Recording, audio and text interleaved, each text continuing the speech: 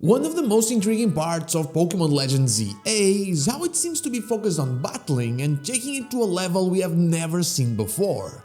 Yeah, we were expecting the out-of-battle catching, it's a Pokémon Legends game, but we weren't expecting out-of-battle battling.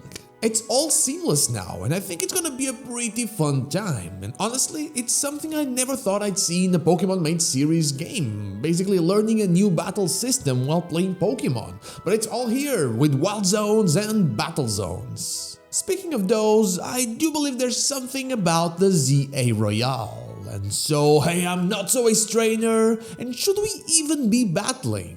Let's get into it. The ZA Royale is a competition happening during the nights of Lumiose City, where trainers go out and try to beat each other's Pokémon without even the need to start a formal Pokémon battle. There's no waiting, nothing, you can just surprise attack someone and take them down on the spot without them even having the chance to get you. No more quote-unquote our eyes have met, that's in the past now. This competition works with a pretty well-structured format where you have to climb the ranks from Z to A in order to reach the top. For this, you have to gather ticket points by battling even more and get yourself a challenger ticket for a promotion match. There will also be specific challenges you can take by getting tickets for those challenges, and that will get you more points than usual in order for you to reach the challenger ticket threshold a lot quicker. The stranger part is, of course, the prize you get from reaching rank A, which is getting one of your wishes fulfilled. That's pretty cool and pretty weird. Wishes aren't something that just anyone can make come true. Unlike in the real world where you can like, subscribe and maybe even join the channel, thus making my wish come true. Also, there has to be a bit of a reason for all of this. Trainers are just going out at night and battling, but someone has to be gaining something from it. But before I continue, how do you feel about the battle changes? Let me know down below. I have recently talked about bonds between people and Pokémon and how this whole redevelopment seems like a way to make those same bonds stronger. It's basically what they tell us. Because of this, I've also talked about how Mega Evolution is said to be achieved when the bonds between people and Pokémon grow stronger as well.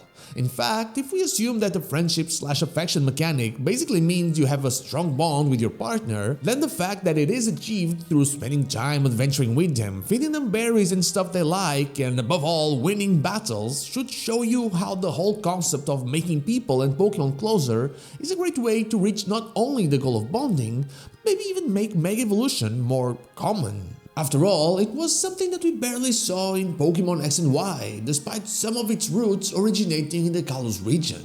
The Elite Four didn't have any Mega Evolutions, gym leaders didn't have any Mega Evolutions, and there were barely any trainers that could use it. In my last video, I talked about why I don't believe there will be regional forms in this game, check that one after. But one of the reasons is because I feel like the focus will be shifted to Mega Evolution instead of regional forms for this Kalosian adventure. It just makes sense, and if Mega Evolution does come from stronger bonds, then these battle zones, the ZA Royale, might as well be the reason why new ones could have been discovered since the days of Pokémon X and Y. For example, if they do introduce new Mega Evolutions for Kalosian Pokémon, this would help explain why more of them can now Mega Evolve instead of the one we had before. They are the Pokémon native to the region, and they should have more representation in Mega Evolution. This does not mean that other regions won't be showcased, as they very likely will, but they kinda were already for the most part, at least the ones that happened until Gen 6, with Gen 5 even having Mega Audino as their representative, which I know we all love Mega Audino. Still, the home region needs more, and this is the perfect way to do it without the need to apply it to a whole full Kalos. I mean, a controlled environment within Lumiose City is an easier way to test how to get Pokémon to reach their full potential. Furthermore, the controlled environment of a Legends game is also a great way to do it without affecting the classic main series. Even though I feel like Megas are returning for Gen 10 somehow, check this video out to know more. But there's one thing we need to remember, and that is that Zygarde is here and thus something isn't right. I mean, wild zones within the city, that could be it, because that could be unbalancing what needs to remain balanced, but I feel like the battle zones, or the sheer amount of battles happening in Lumiose City and the use of Mega Evolution becoming a lot more common, is something that might be doing it for Zygarde. I haven't yet talked about this specific scene in the trailer, but this seems like our quote-unquote cleaver moment from the Legends Arceus trailer, a still hidden thing that will be revealed in the near future. Maybe it will be specific bosses, or it will be a system similar to Alpha Pokémon. I feel like what we might be witnessing though is a Pokémon mega evolving without a trainer, something that, as far as we know, shouldn't happen but is happening. Meaning that whatever we're doing or whatever is happening in Lumiose City is having a very negative effect on Pokémon. Something or someone is likely making them lose control, and I think that will be the true unbalance that's causing Zygarde to come to Lumiose City and why it will eventually join forces with us. We will most likely have access to things that others simply don't due to our performance in the tournament and likely connection to the investigation bureau, likely now Emma's bureau. I believe that the energy needed to Mega Evolve or produced by Mega Evolving is being leached or harvested by someone.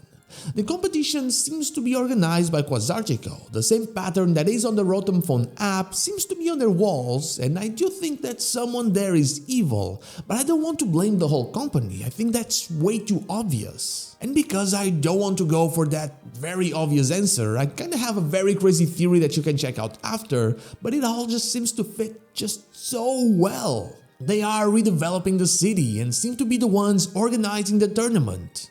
They have the goal of strengthening the bonds between people and Pokemon. It just feels like they're the ones that have the most to gain from something like this. Still, I'm betting on some hidden agenda by the one and true Lysander hidden in plain sight. And that energy, the one that fuels or comes out of Mega Evolution, could it be powering something?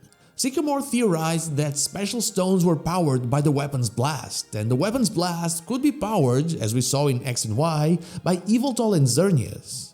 If the energy that is being produced by all of our battles and Mega Evolution is related to them as well, then could that energy also power a new weapon? It was Ace's wish to bring his Pokemon back to life, and it was his wish to destroy his enemies, and he used the weapon for it. Are we powering something capable of doing the same, bringing life, death, making dreams come true? Whatever's the case, I feel like the ZA Royale will be the means that whoever is doing evil things in this game will use in order to reach their goal, be it, like powering a new weapon or simply attaining the wish that is the prize for the tournament. But for now, that is all I have for you today. Thank you so much for watching, and I'll see you all on the next one. But before I go, I want to thank my YouTube members Dash Plays and Yahtzee and Twitch subscriber Anubis here for going that extra mile. From the bottom of my heart, thank you all so much.